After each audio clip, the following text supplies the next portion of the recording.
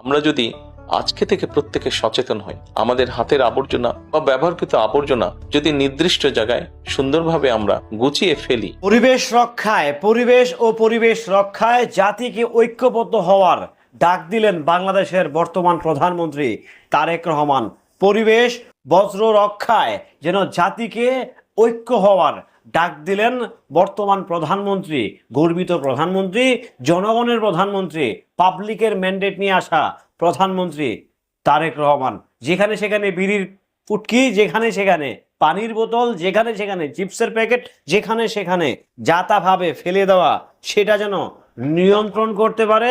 যদি সেটাই নিয়ন্ত্রণ হয় তবেই বাংলাদেশ নিয়ন্ত্রণ হবে, তবেই বাংলাদেশ সবুজ শ্যামলে ভরপুর হবে।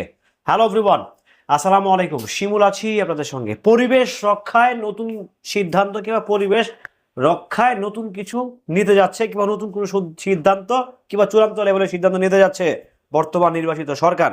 সেখান থেকে আজকে বিকালবেলা আপনারা জানেন যে বর্তমান প্রধানমন্ত্রী তারেক রহমান উনি একটি স্টেটমেন্ট দিয়েছে যে আপনারা আসুন, আমরা সকলে মিলে পরিবেশটাকে রক্ষা করি। দেখেন, আসলে সরকারের পক্ষে কখনোই একার পক্ষে পসিবল না পরিবেশ রক্ষা করা। যদি আমি আপনি সভ্য না হই, যদি আমি আপনি অসভ্য থাকি, তাহলে পরিবেশ তো দূরে থাক, দেশকে পুরো পায়খানা বানানো জাস্ট ইজি।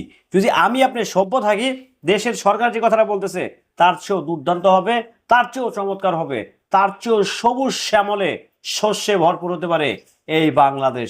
বাংলাদেশ আগে সবুজই ছিল, এখন রীতিমতো রাস্তায় চিপা চাপায় গার্বেজে ভরা। আসলে আমরা বাঙালি জাতি খুব কেয়ারফুল, নেভার মাইন্ড, একটা বিউটিফুল জাতি।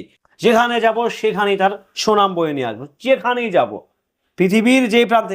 কোথায়? বাংলাদেশ। ও মাই গড, মানে প্রথমে একটা খুশি হয়ে খুশিটাতে কেন হয় সেটা আসলে একটা বিরক্ত প্রকাশ যে এখানে আরেকটা ডিস্টার্ব চলে আসছে।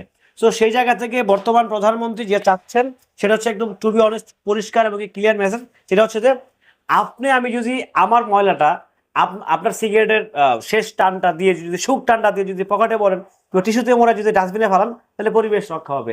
এই যে আপনি একটা ড্রিঙ্কস খাচ্ছেন, ড্রিঙ্কসটা পান যদি এটা ডাস্টবিনে ফেলান, পরিবেশ রক্ষা হবে। যদি আপনি একটা কিছু খেয়ে ওই প্যাকেটটাকে রাস্তায় না ফেলে ডাস্টবিনে ফেলান, পরিবেশ রক্ষা হবে। তো সরকার তো আপনাকে আমাকে দলে দলে কিংবা বলে বলে বোঝাবে না যে পরিবেশ রক্ষা করেন, পরিবেশ রক্ষা করেন, পরিবেশ রক্ষা করেন। No, never ever that. So আমাকে আপনাকে সচেতন হয়ে আমাকে আপনাকে অ্যাওয়ারফুলি, কেয়ারফুলি এই কাজগুলো করতে হবে, তবেই হচ্ছে আমাদের পরিবেশ রক্ষা হবে, জলাবদ্ধতা ঠিক হবে, সবকিছু ঠিকঠাক হবে।